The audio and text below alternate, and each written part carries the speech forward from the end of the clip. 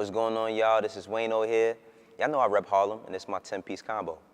Alright, even though this ain't no food, this is getting spicy. Pause. You heard?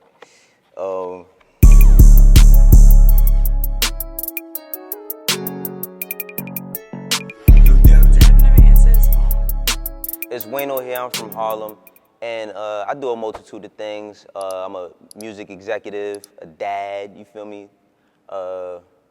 Creative, and a media personality. Can't leave that one out. You heard?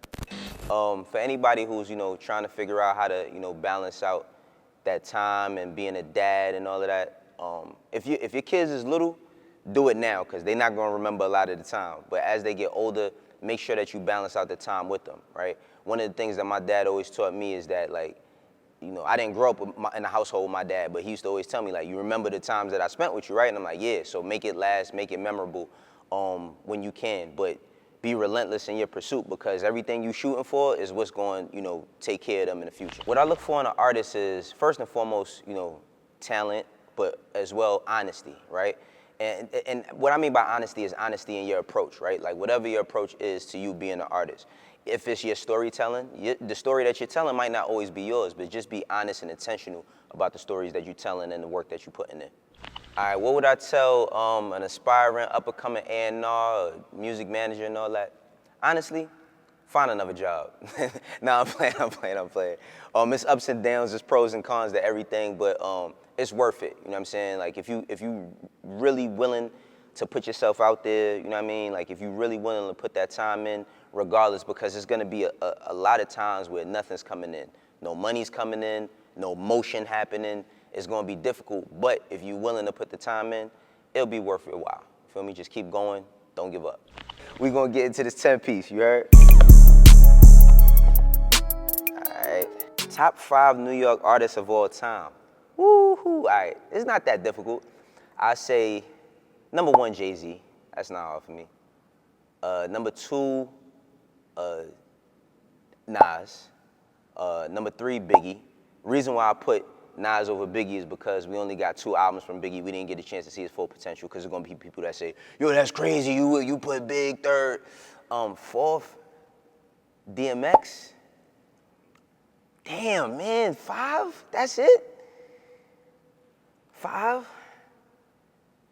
I gotta go Killer Cam.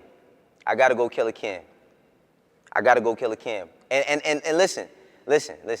I wish I could add, we only doing 5, you know what I mean? I wish I could add more context behind this, but that's what it is. Jay-Z, Nas, Biggie, DMX, Killer Cam. I really want to say, because Mace is near and dear to me, you feel me? But at the same time, on the music side, Cam just put more work in, you feel me? So, and as much as I love 50 Cent and he's one of the greatest, I can't put him over Killer. I just can't. Feel me? Whew.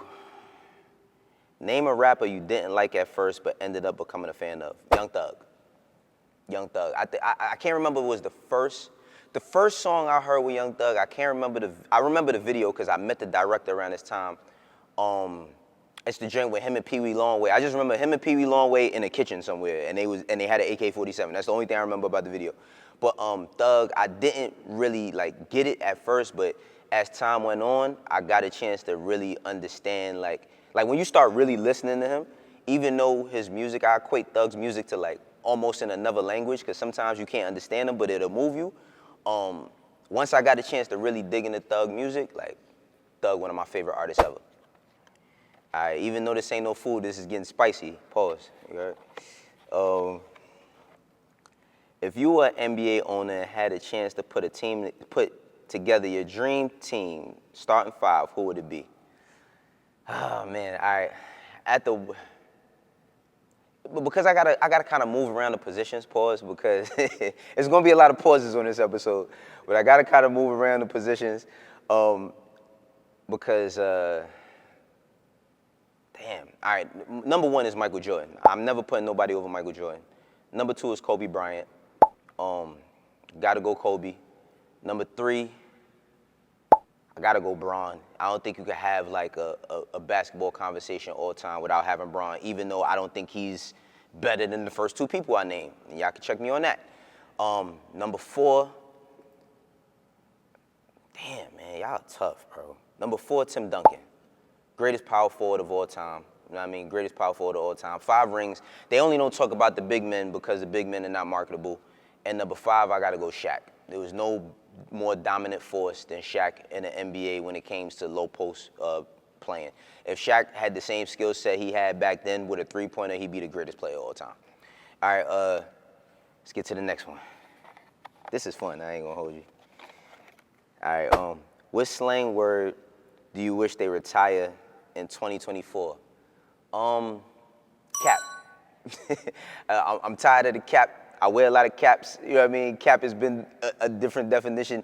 Cap is, shouts out to Atlanta, you know what I'm saying? Because that's one trend I can actually give y'all. You know what I mean? Y'all started cap, because everybody in the world says cap as for lion, you feel me? So, but I'm tired of cap. There's a lot of other ones I can think of, but cap is the first one that came to mind. All right. Drake versus Kendrick. Y'all seen, time for me to plug myself. Go to my channel, Wayno119 on YouTube. Nah, but if y'all seen how I called the battle, I called it down the middle. I gotta go Kendrick, you know what I mean? Kendrick. But Drake put up a hell of a fight. I think in the end, you know what I'm saying?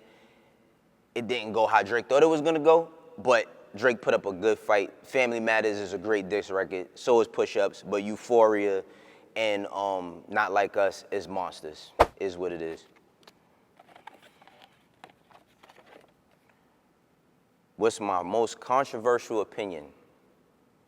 I don't know if this is my most controversial opinion, but I think that gangs is the greatest idea created, poorly executed.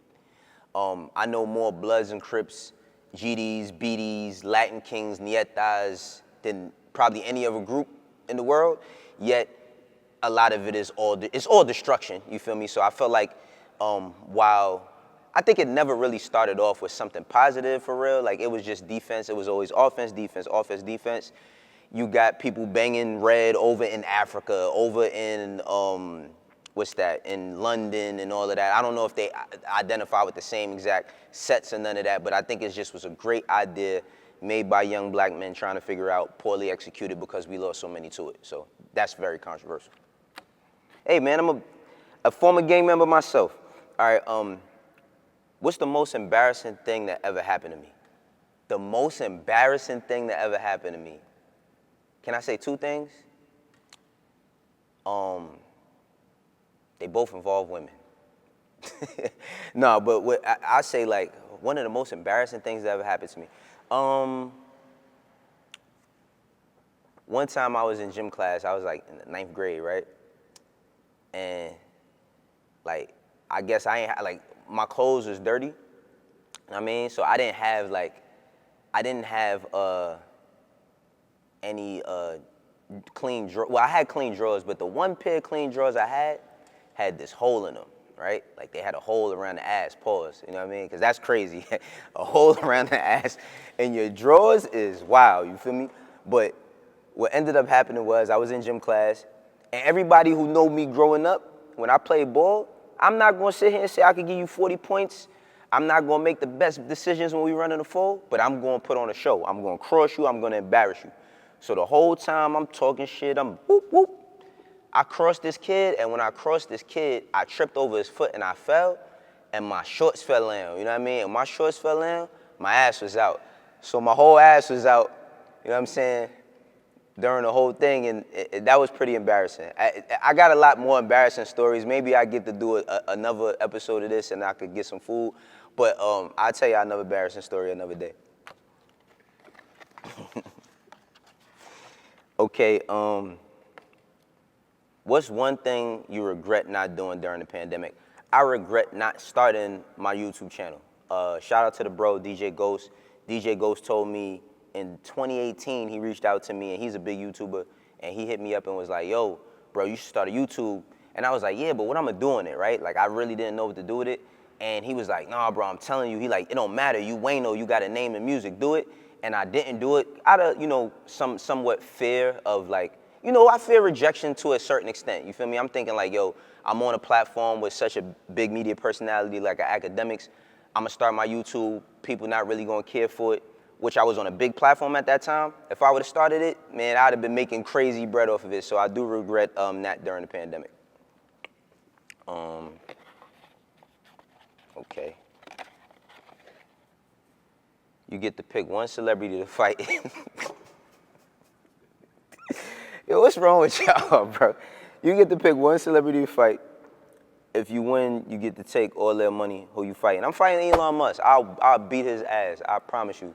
I beat Elon, and I drive a Tesla. I'm on my third Tesla in the past 5 years. I'm on my third Tesla, but I would beat Elon Musk's ass. I promise you. I'll put that on everything.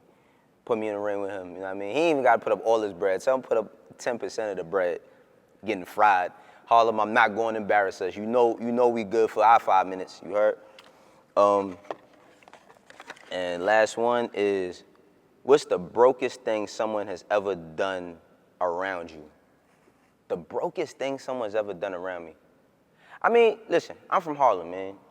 A lot of us, we be faking it till we make it. You know what I mean? We make it look good. Now, I can't say that somebody around me at the time, because at the time when I was really broke, I was doing broke shit too. But what I will say is, there's this new epidemic going on. And it's people who know you or might have met you one time or might have exchanged contacts with you because, you know what I mean, y'all might have met from a mutual friend, and they asking for money. Like, yo, I'm dead serious. Like, they asking for money, like literally asking, yo, could you help me pay my rent? Could you help me? I don't know you, my G. Like, I don't know you. And even if I did, why are you living there if you can't pay for it? You feel me? So that's one of the brokest things. But one more. And I think everybody has seen this. You know what I mean? You go to a strip club with a nigga and you there with the homies, and the homies might be throwing some bread, and one of the homies is taking and sliding a couple dollars in their pocket. You know what I mean? Like on a calm too, like sitting there like, yeah, like, you know what I mean? Got shorty, like, look, take up some drinks, might grab some drinks off the couch, throw a couple ones on shorty, but slide a couple of ones in their pocket. I seen it happen 100 times. Listen, Yachty's one of my favorite people all the time. He's really a good brother. But you also got to take into account that Yachty, I got sneakers older than Yachty. You feel me? Again, shit, he got sneakers older than himself too. You feel me? When he said what he said, the first thing I thought of is like, you know the 50 Cent meme? Like, why they say fuck me for? Like, you know what I'm saying? Like, I don't understand why, because I think one of the biggest misconceptions when it comes to New York, Atlanta, or New York, South's relationship is that we don't mess with the South. That's not true. A lot of people in New York, to contrary belief, we have family in the South and had to spend summers down in this hot-ass, godforsaken place. My fault, I ain't mean to say godforsaken. But, you feel me?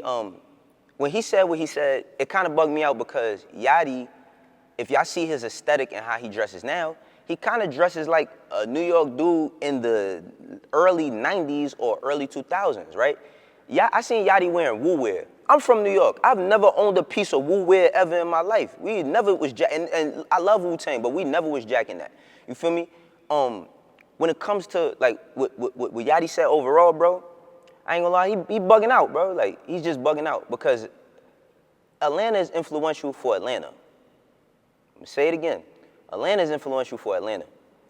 I got into a couple of debates with people about Big Boy rocking the throwback jerseys and this, that, and the third. Mitchell & Ness has been a company that's been around for 100 years. That company's in Philly. Feel me? Now, if Big Boy was the first one rocking the Astros jersey in a video, which, listen, when people talk about Big Boy rocking that jersey, we act as if like nobody ever wore jerseys until that time. Sports been around since before rap was around. You feel me? So, did Big Boy influence me to wear jerseys? Absolutely not.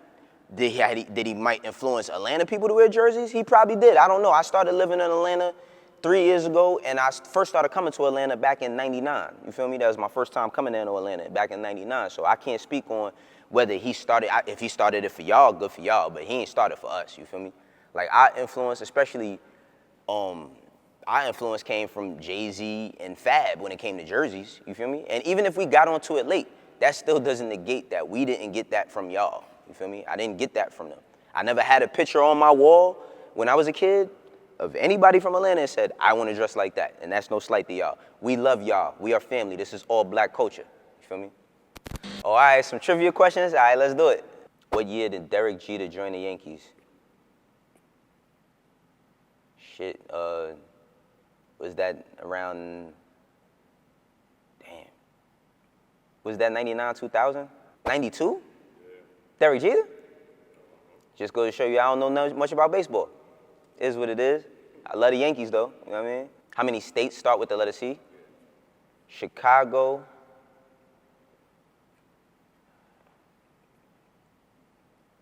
Chicago, wait, that's not a state. Chicago's a city. I'm bugging out already. How many states is Connecticut? Connecticut a state? Connecticut, I don't know, bro. I'm not smarter than a fifth grader. I don't know, bro. Damn, I'm slow, bro. Yeah, because we associate, everything is just LA with us. Like, we don't never think Los Angeles, California, because California, yo, before I went to LA for the first time, I thought that everything was LA. Like, you know what I mean? But, my bad.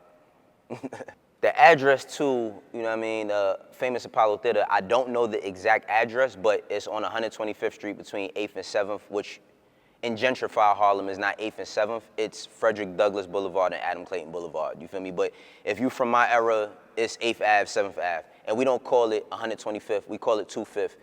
People that's really from Harlem do not say the first number of where they from. So if somebody, like for me, if somebody say, you from Harlem, where you from? I'll be like 19th and Lex. I won't say 119th. You know what I'm saying? You say, where you from? Oh, I'm from Forster. People know what Forster is. Forster is, you know, Forster Projects on between 12th and 15th on Lenox. You feel me? So that's just some Harlem context. Because you get people that be, somebody told me something about North Harlem, and I was like, what the hell is that? Like from the time I was a child, like, we always just called it the 25th. Like, if you say I'm going to 125th, you just say 25th or you say the 5th. Like, you know what I mean? You be like, I'm going to the 5th. Or meet me on the 5th. Like, you be like, yo, I'm about to go to the 5th to go get something to wear. You know what I mean? Or go to 25th. We never say 125th. Like, nobody from Harlem says, oh, I'm on 125th Street. 5 artists that would sign to Murder Inc. Obviously, Ja Rule, Black Child, Ty Murder, Vita, Charlie Baltimore, Ashanti. I think I did more than that. Lloyd, you know what I mean? Is that it? I think that's it. They probably have more that nobody know about, but that's the ones everybody know, or the ones I know. Yo, this is Wayno. That was my 10-piece combo. I hope y'all enjoyed it. Peace.